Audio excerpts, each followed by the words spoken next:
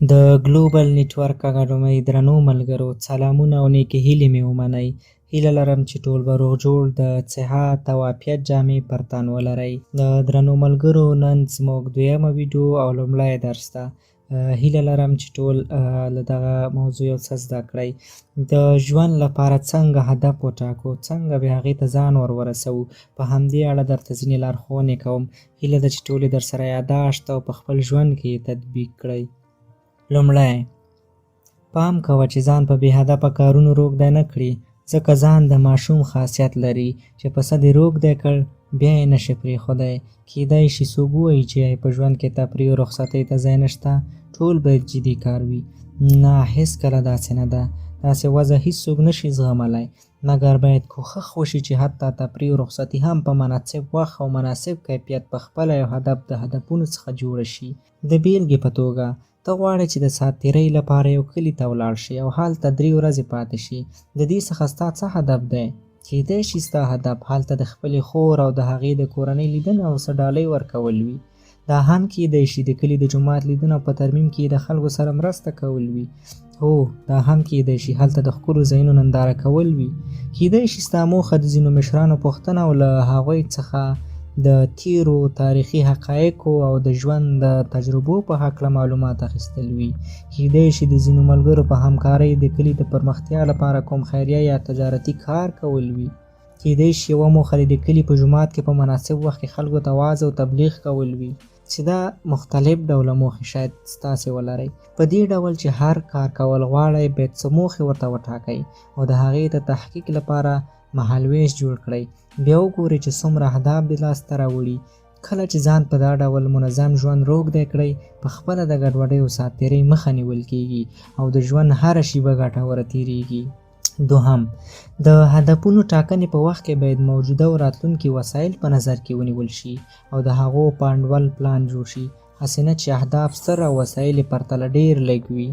دریم: باید چې د هدف د لاسته راوړنې لپاره کافي وخت ولري، ځکه چې د وخت کموالی هم د هدف تحقیق ناشونی کوي. لکه یو څوک غواړي چې د طب لیسانس په 1 کال کې ترلاسه کړي. څلورم: د کوم هدف لپاره چې کار کوي باید چې مشروع او روا وي. مشروع هدفونه ډیر دي، هېڅکله باید د ناروا هدف لپاره کار ونه کړو. یونس علیه السلام د ماهي په خېټه کې هم بیکاره نه و، الله تعالی ذکر یې کاوه. دارنګه باید زموږ ټول ژوند هدفمند وي. کیدای شي داسې هدفونه وي چې انسان پکې ځان ته ظاهري ګټه ګوري، خو د الله تعالی په وړاندې ناروا او باطل وي. پنځم: هدف باید څرګند او ټاکل شوی وي. مجهول او نامعلوم هدف ته رسیدل ناممکن او ګران دي. مثلا یو څوک غواړي چې د پوهنځي یا پوهنتون د تحصیل د فراغت امتیاز ترلاسه کړي، خو په دې نه پوهیږي چې په کوم پوهنتون کې کوم پوهنځی او کله یې ووایي. دا ډول مجهول او ناټاکلی هدف ترلاسه کول ناشوني دي. او یا غواړي چې د تقاعد څخه وروسته ځان ته دنده پیدا کړي، خو دا نه ده معلومه چې څرنګه، کله او چیرته. هدف باید داسې څرګند وي لکه چې لاسته راوړل شوی وي. د دې لپاره یې هر اړخیز فکر کړی وي او پلان یې سنجول شوی وي. شپږم: د هدف د لاسته راوړنې لپاره باید عملي پلان جوړ شي. که هدف هر څومره ستر، سپېڅلی، ممکن او ټاکل شوی وي، خو تر څو چې ورته منظم پلان نه وي جوړ شوی، نو یوازې هڅې، افکار او هیلې به پاتې وي. اووم: د پلان جوړونې د اړتیا پوره کولو او د وخت له ټاکنې څخه وروسته د نوموړي پلان د پلي کولو لوري او د څارنې د لوري ټاکنه هدف ته د رسیدو لپاره اړینه ده. کیدای شي دواړه کارونه، تنفیذ او څارنه، یو جهت په غاړه واخلي. کیدای شي انسان د عملي کار په پیل کې د ډیرو ستونزو او مشکلاتو سره مخامخ شي، خو په پلان کې د جزوي بدلون راوستلو سره کار پرمخ تللی شي او اساسي هدف ته مرسوي. نو باید وړاندې نه د دې لپاره تیاری ولرئ. هدف ته د رسیدنې لپاره باید کلک هوډ ولري او د کار د پیل څخه وروسته هیڅ ډول مایوسۍ ته په زړه کې ځای ورنه کړي. ډیر سخت کارونه د پیاوړي هوډ په پایله کې اسانه او سرته رسیږي.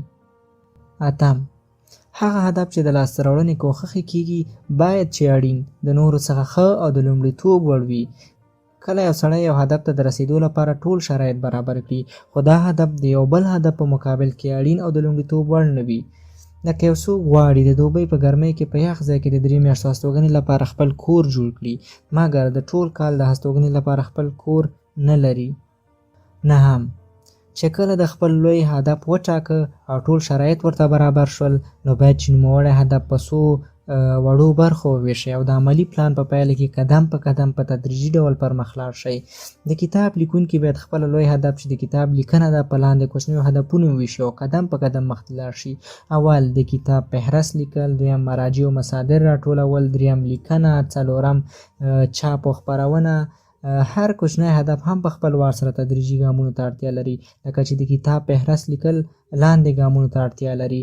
لومړی باید د نوموړې موضوع په اړوند تیر لیکل شوي اثار وګورئ، دویم د موضوع په اړوند چې څه مسایل مخې ته راځي ولیکئ، دریم د لیکنې د لارښوونې لپاره لیکل شوي کتابونه وګورئ او د خپلې موضوع په اړوند ترې څه ولیکئ، څلورم څه چې لیکلي وي هغه ترتیب او تنظیم کړئ، خپله لیکنه په دې فن کې ځینې متخصصینو ته وښایئ، شپږم د هغه د لارښوونو او ملاحظات څخه استفاده وکړئ او بیا د کتاب فهرست په نهایي بڼه ولیکئ.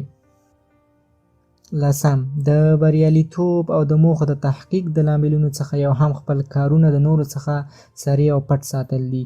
په حدیث شریف کې راغلی دي تاسو د خپلو حاجتونو د پوره کولو لپاره سریت او کتمان خپل کړئ.